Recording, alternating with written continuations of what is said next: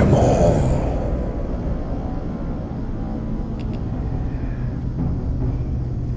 Greetings, ladies and gentlemen, and welcome to another World of Warcraft Classic Zone Exploration. My name is Cargos, and today we will be exploring the once peaceful Vale, now consumed by the Lich King's plague of undeath, a glade the Vrykul named Tirisfal.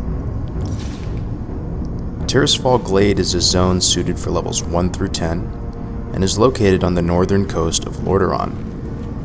The region is home to the Forsaken Undead, victims of the Plague of Undeath and servants of the Banshee Queen Sylvanas Windrunner. After Arthas Menethil, a paladin trained under Uther the Lightbringer, betrayed and murdered his own father, the last true king of Lordaeron, Taranis Menethil II, he planned to turn Lordaeron City and the region as a whole into a base of operations for the Scourge. When plans changed and he was abruptly called to Northrend, he abandoned the strategy and Lordaeron City sat in ruin. Then came the Forsaken, newly liberated, highly intelligent forms of undeath who have since reoccupied the abandoned royal crypts of the once great city and turned them into an underground fortress known as Undercity. Show it the meaning of terror. What is it? Tirisfal Glade's dying woodlands are seeped through with the curse of the Lich King's plague of undeath. But what is this plague? The plague is a magical affliction conjured by Ner'zhul, the original Lich King, from his icy prison within the Frozen Throne in Northrend. He created this plague in order to make the Scourge, and the Scourge was intended to be an unstoppable army for the Burning Legion during their attack on Azeroth. This undead plague has worked its evil on the trees, and a sickly fog now engulfs both flora and fauna, which desperately cling to their last shreds of life.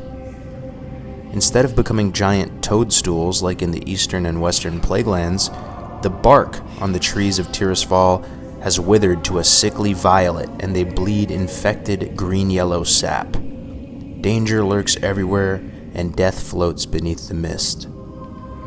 The sky over Tirisfal is its defining characteristic, gloomy and heavily altered by magic.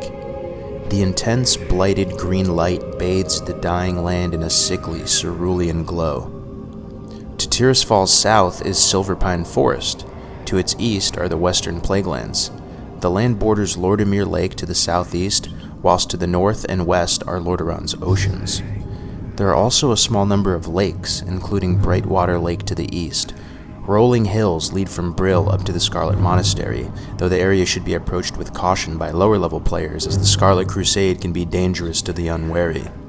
High mountains make up the bulk of the geography to the west, especially the surrounding Death Knell, the Forsaken starting area. Along the northern coast is the Great Sea, its shores populated by hostile murlocs. So this is where it all starts for you if you decide to roll undead. Tirisfal Glades. I really enjoy the look and feel of this zone. There's something about the sky and just the dark, foggy, misty aesthetic that is really, really cool, and it's so different from the other horde starting zones of Mulgore and in Durotar. So when you create an undead character, you spawn down in this crypt down in Death Knell, and you come up out of it for the first time, and then you get this following message. Welcome back to the realm of the living. With the blessing and power from the Dark Lady, I have freed you from death's grip. You are no slave. You are now free to follow whatever path you choose. If you do choose to serve the Dark Lady Sylvanas, I recommend you speak with Undertaker Mordo. You will find him behind me in the graveyard. So you come out of this crypt and you talk to Mordo, and then he sends you to the little chapel, and you do some quests around there, basically quelling an insurgency of other undead there that don't want to follow Sylvanas. So you kill a bunch of them and their leader, and then you're sent out of Death Knell for the first time to meet up with Death Guard Simmer. So you meet up with Death Guard Simmer. He tells you to kill some of the farmers and some members of the Scarlet Crusade, and then eventually you make your way over to Brill. And when you're in Brill, you're going to meet up with Apothecary Johan, who is trying to create some new plague, and he wants to use pumpkins as his vessel, as his medium to transport and use the plague. So he sends you off to the Solidin farmstead, you steal some pumpkins, you kill some more of the guys there, and you're doing your rounds around Brill. They send you off to the bottom of a lake to collect all these rare ingredients that he needs for it. And then after you help him out, you have a couple different options here, but one of my favorite quests of all time that I want to talk about is the Agamemnon Mills quest. So to start the Agamemnon Mills quest, you need to talk to a guy named Coleman Farthing. He's a level 15 quest giver, and he's located in the inn in Brill called the Gallows End Tavern. So you talk to him and he tells you that he was previously a farmhand at the mills. Now, the mills are this massive estate. It's got like maybe a dozen plus windmills. They're massive and they look super cool, like contrasting against the sky and everything. And he tells you that the Agamemnons were the wealthiest, most prosperous family in Tirisfal, I guess. And they had this massive estate, and they had a whole bunch of staff to help run it. So when the Scourge was invading, the Agamemnons locked themselves inside the house, and they told the farmhands and the staff to defend it, not to run away, because I guess most of the people back then, when the Scourge was coming, they naturally ran away. So the staff was loyal to them. They fought back the Scourge, but it was eventually all for naught, and they all got massacred.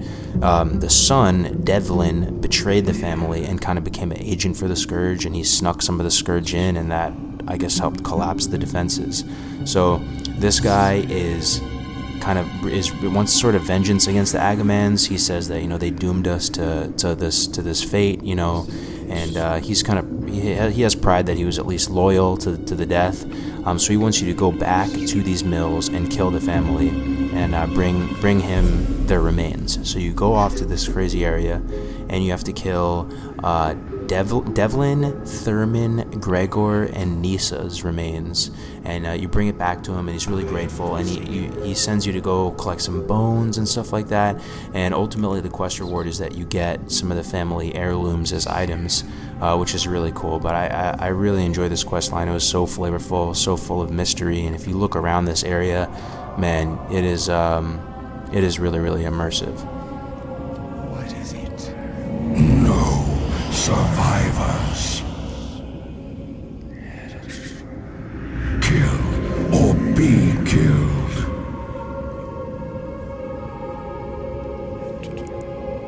So I'll give you guys a minute or two to just look at the ambience, focus, and appreciate like how cool the zone is, and just without my annoying voice.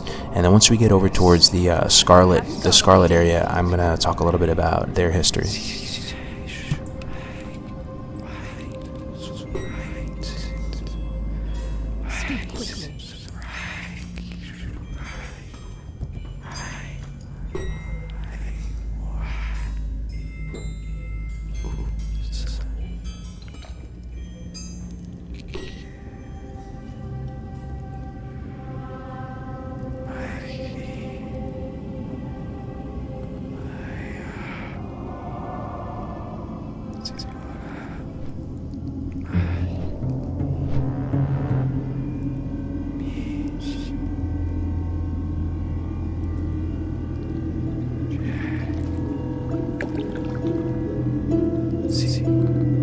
I just wanted to quickly chime in for a second. We're approaching an island called Gunther's Retreat, and it's located here in the middle of Brightwater Lake.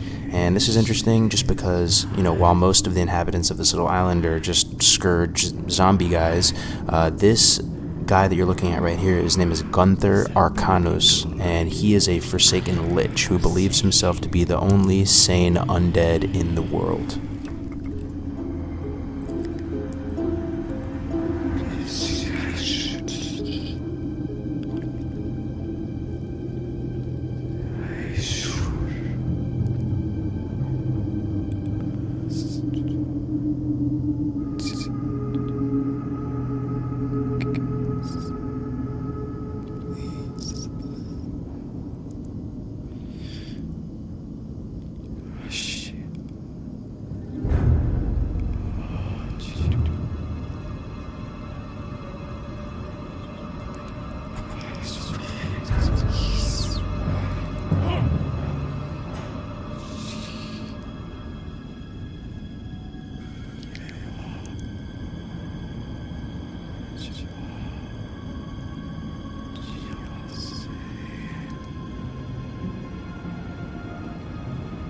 The Forsaken aren't the only ones to call Tirisfal Glades home.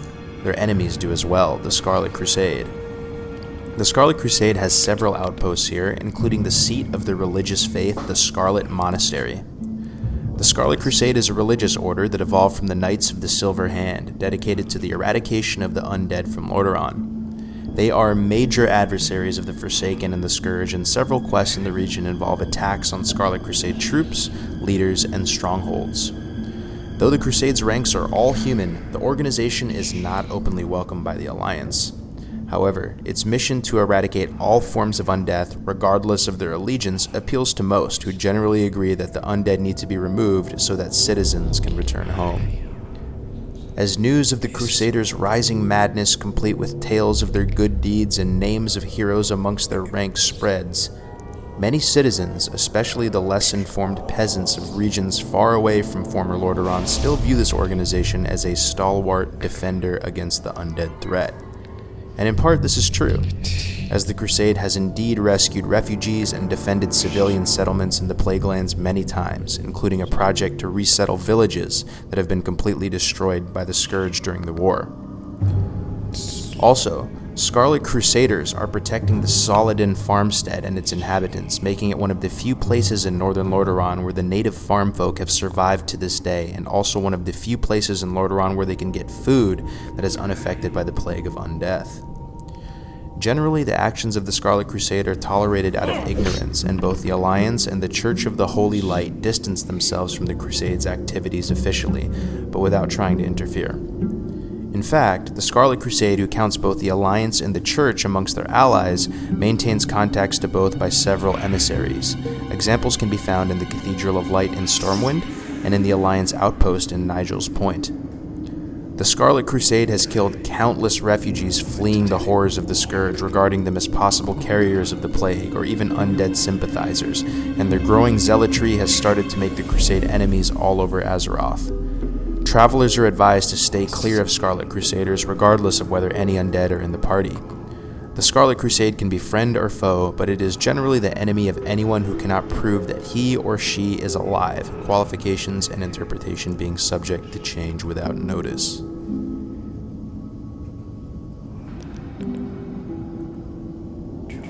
Do not hesitate. Harness your rage and focus.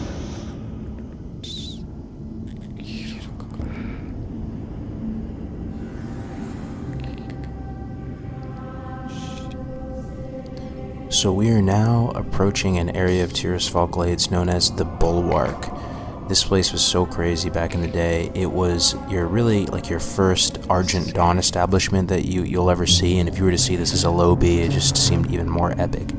Basically, the Bulwark is the Forsaken's last bastion of defense against the main forces of the Scourge.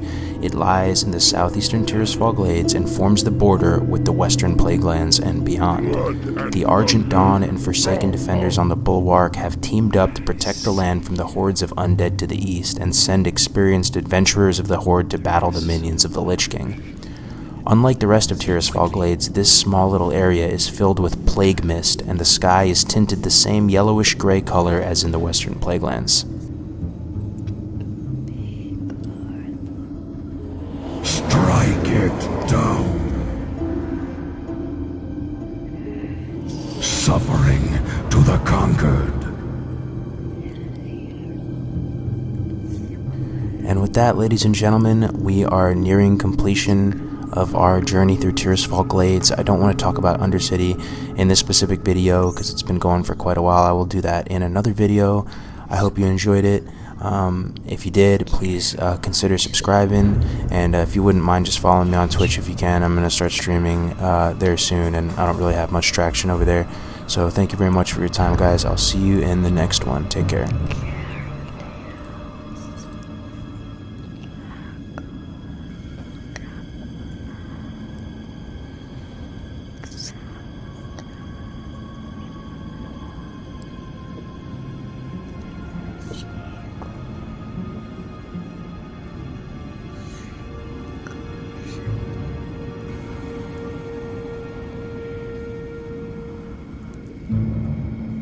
Be quick about your business. What now?